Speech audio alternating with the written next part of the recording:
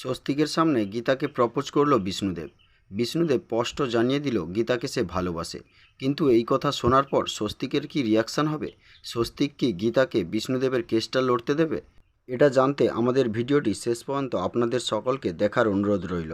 হ্যাঁ বন্ধুরা, গীতা এলএলবির আজকের পর্বে আমরা এরকমটাই দেখতে পাবো।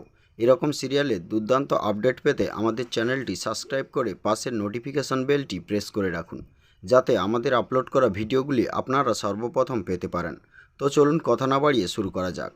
পর্বের প্রথমে দেখা যায় গীতা বিষ্ণুদেবের সঙ্গে জেলে দেখা করতে গিয়ে সেখানে বিষ্ণুদেবকে বাঁচানোর জন্য সে প্রমিস করে এবং বিষ্ণুদেবকে বলে, তুমি এই কাগজটাই সই করে দাও যাতে আমি তোমার হয়ে কেসটা লড়তে পারি। এরপর বিষ্ণুদেবকে জিজ্ঞেস করে, ওই দিন কী হয়েছিল একটু খুলে বলবেন? তখন বিষ্ণুদেব বলে, ওই দিন আমাদের বাড়িতে বিশাল পার্টির আয়োজন করা হয়েছিল। সেই পার্টিতে সবাই এসেছিল, কিন্তু আমি এই খুনটা করিনি। ওই দিন পার্টির শেষে রাত 2-2:30 নাগাদ পুলিশের কাছ থেকে আমার কাছে ফোন আসে। সেই ফোনে জানতে পারি সে নিখোঁজ হয়েছে। তারপর পুলিশ আসে এবং তদন্ত করে। তদন্তে পুলিশ প্রমাণ করে দেয় যে আমি খুন করেছি, কিন্তু সত্যি বলছি আমি খুন করিনি। তখন গীতা বলে, আপনি খুন করেননি, আপনার কিছু হবে না। তখন সে বলে, গীতা ম্যাডাম, আপনাকে একটা কথা বলার ছিল। তখন গীতা বলে, হ্যাঁ বলো। তখন সে বলে, আমি আপনার প্রতি তীব্র আকর্ষণ বোধ করছি। আপনি একটা গাছের মতো আমাকে আড়াল করে রেখেছেন, আমার সব কিছু ভালো মন্দ দেখছেন, অথচ দেখুন আমি যাকে ভালোবাসতাম সে আমাকে ছেড়ে চলে গেছে। তখন গীতা বলে, আমি বিবাহিতা, আমি এই সন্তানের মা হতে চলেছি। তখন বিষ্ণুদেব বলে, ভয় নেই, আমি আপনাকে প্রপোজ করব না। তবে একটা কথা বলুন তো, এই আকর্ষণের মানেই কি ভালোবাসা? তারপর বিষ্ণুদেব গীতাকে বলে, আপনি খুব সাবধান থাকবেন, আপনার বিপদ হতে পারে। তখন গীতা বলে, কেন? তখন বিষ্ণুদেব বলে, এই কেসটার পিছনে অনেক বড় বড় মাথা লুকিয়ে আছে, যে আপনার ক্ষতি করতে পারে। আপনার এবং আপনার সন্তানের ক্ষতি থেকে আপনি নিজেকে সাবধান রাখবেন। তখন গীতা বলে, কোর্টে একটা কথা প্রচলন আছে, কোর্টের ভিতরে গীতার মুখ চলে আর কোর্টের বাইরে চলে গীতার হাত। এই বলে গীতা ওখান থেকে চলে আসে। বাড়ি ফিরে এলে গীতা অগ্নিজিৎ মুখার্জির সামনাসামনি হয়। অগ্নিজিৎ মুখার্জি বলে, তুমি আবার ওই ক্রিমিনালগুলোর মাঝ থেকে ফিরে এলে? তখন গীতা বলে, হ্যাঁ। তখন অগ্নিজিৎ মুখার্জি বলে, আমি না তোমাকে বারণ করেছি ওই ক্রিমিনালগুলোর মাঝে যেতে? তুমি বাড়ির বউ হয়ে ওই ক্রিমিনালগুলোর মাঝে ঘুরে বেড়াচ্ছ। তুমি এখন গর্ভবতী, তোমার এখন নিজের প্রতি যত্ন নেওয়া দরকার। আমরা তোমার প্রতি সবাই এগ্রেসিভ, কিন্তু তুমি কোনো কিছুই বাধা মানছো না, এখানে সেখানে ঘুরে বেড়াচ্ছ। এটা ঠিক নয়। তোমার ঘরের ভিতর বহু মনীষীর ফটো টাঙিয়ে দেওয়া হয়েছে, যাতে যে শিশু জন্ম নেবে তার মানসিকতা খুব ভালো হয়, কিন্তু তোমার এই ট্রেস ওই বাচ্চার মধ্যে পড়লে সেটা খুবই খারাপ হবে। আমি চাই না ওই নবজাতক শিশুর মধ্যে কোনো রকম ট্রেস আসুক। তখন গীতা কিছু না বলে ওখান থেকে চলে যেতে চায়। তখন অগ্নিজিৎ মুখার্জি বলে, দাঁড়াও, আমি তোমাকে কি বলছি তুমি শুনতে পাচ্ছ না? আমি এখনও এই ঘরের মালিক, তাই তুমি আমার কথা শুনে চলবে। তখন গীতা বলে, আমি বাড়ির বউ হিসাবে তোমার কথা শুনবো, কিন্তু একজন উকিল হিসেবে নয়। তখন অগ্নিজিৎ মুখার্জি বলে, তুমি কি তাহলে সিদ্ধান্ত নিয়েই নিয়েছো এই কেসটা লড়বে? তখন গীতা বলে, হ্যাঁ। তখন অগ্নিজিৎ মুখার্জি বলে, এটাই কি তাহলে শেষ কথা তোমার? তখন গীতা বলে, হ্যাঁ। সেই সময় গীতার কাকি শাশুড়ি অর্থাৎ রেখা চলে আসে। তখন অগ্নিজিৎ মুখার্জি বলে, রেখা, ওকে বোঝাও, ও কোনো মতেই বুঝছে না। তখন উনি গিয়ে গীতাকে বোঝায়, দেখো, উনি কোর্ট চত্বরে এতদিন কাজ করে করে ওনার মাথার চুল পাকিয়ে ফেলেছে, কোনটা ভালো কোনটা মন্দ উনি এখন জানে। কিন্তু গীতা বলে, আমি কোনো কিছুই শুনতে চাই না, আমার এটাই শেষ ডিসিশান। তখন অগ্নিজিৎ মুখার্জি বলে, তাহলে তুমি শুনে রাখো, এই কেসটা তুমি জিতবে, এই কেসটার আর কোনো ভ্যালু নেই, এই কেসটাতে শুধুমাত্র একটা সেন্টেন্স বাকি আছে, তুমি অথই জলে পড়বে। তখন গীতা বলে, দেখা যাবে, আমি বলে দিচ্ছি এই কেসটা আবারও আমি জিতব। তখন অগ্নিজিৎ মুখার্জি বলে, তুমি ভেবো না, একটা কেস যখন জিতে গেছো আবারও জিতবে। তখন গীতা বলে, দেখা যাক আমি আবার জিতি কিনা। এই বলে অগ্নিজিৎ মুখার্জি ওখান থেকে চলে যায়। তারপর গীতাও চলে যাচ্ছিল। এমন সময় মেহেক, এলিনা এবং ঈশা তিনজন এসে গীতাকে বলে, বৌদি ভাই, তোমাকে একটা কথা বলা হয়নি। তখন গীতা বলে, কি? তখন তারা বলে, আমরাও ওই বিষ্ণুদেব মিউজিক স্কুলের ছাত্রী ছিলাম, আমরাও ওই দিন রাত্রে পার্টিতে ছিলাম। তখন গীতা বলে, তোমরা যে ওই দিনে পার্টিতে ছিলে সে কথা তোমার বাবা জানে? তখন মেহেক বলে, হ্যাঁ বৌদি।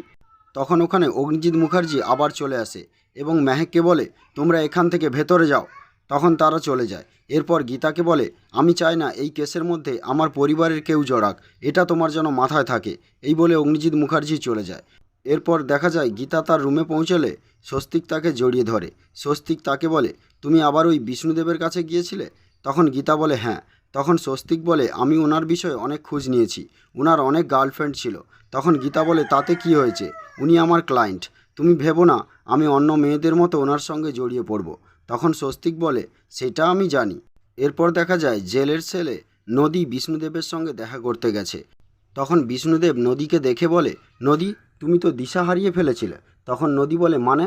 তখন বিষ্ণুদেব বলে, তুমি নদীর মতো আমাকে এক পাড়ে ঠেকিয়ে রেখে আবার অন্য কোথাও ছুটে চলেছ, অন্য মোহনার দিকে।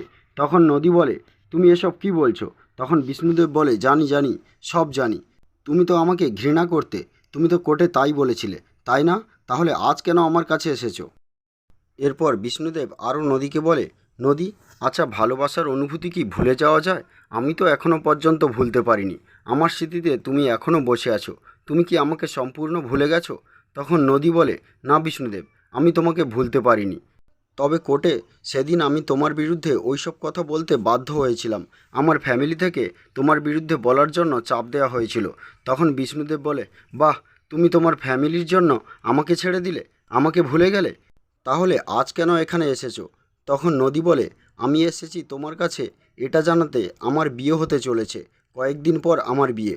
তখন বিষ্ণুদেব হেসে ওঠে, বলে, বাহ, তুমি আবার বিয়ে করছো আমাকে ছেড়ে, অন্য পুরুষকে নিয়ে এখন মেতে উঠেছো? তখন নদী বলে, তুমি এসব ভাবছো কেন?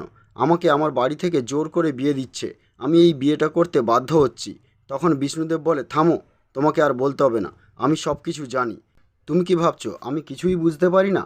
এরপর নদী কিছু বলার আগেই বিষ্ণুদেব তাকে বলে, আমি একদিকে তোমাকে দেখছি, আর একদিকে আর একজন নারীকে দেখছি, যে একজন বটগাছের মতো একজন পুরুষকে আগলে রাখে। তার কি মমতা, তার কি স্পর্শ, তার কি আকর্ষণ! কিন্তু তোমার মধ্যে সেসব কিছু নেই। তুমি দুদিন না যেতেই আমাকে ভুলে গেছো। তোমার মতো মেয়ে আমি আর দুটো দেখিনি। এরপর নদীকে বলে, তুমি একটা ফোন নাম্বারে ফোন করো তো। তখন নদী বলে, কার নাম্বার? তখন বিষ্ণুদেব বলে, আমি নাম্বারটা দিচ্ছি, তুমি ফোন করো না।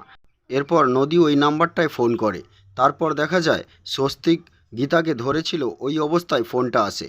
তখন গীতা ফোনটা রিসিভ করে। তখন বিষ্ণুদেব বলে, গীতা, আমি এখানে নদীর ফোন থেকে ফোন করেছি, তুমি ভেবো না নদী তোমাকে ফোন করছে, আমি নদীর কাছ থেকে ফোন করছি। তবে গীতা, বলো তো, তোমার প্রতি আমি যে আকর্ষণ অনুভব করছি সেটা কি ভালোবাসা, না সেটা অন্য কি? তখন গীতা বলে, আপনি ফোনটা রাখুন। তখন বিষ্ণুদেব বলে, কেন, আপনি আপনার স্বামীর সঙ্গে আছেন? ভাববেন না, আমিও এখানে নদীর সঙ্গে আছি, দুজন দুজনের ভালোবাসার মানুষের সঙ্গে আছি। তবে আমি তোমাকে সত্যিই বলছি, আমি তোমাকে ভালোবেসে ফেলেছি। তখন নদী বিষ্ণুদেবকে বলে, বিষ্ণুদেব, তুমি এসব কি বলছো? তখন বিষ্ণুদেব তাকে ঝাঁকার দিয়ে চুপ করিয়ে দেয় এবং তারপর গীতাকে আবারও বলে, আমি আপনাকে খুব ভালোবাসি।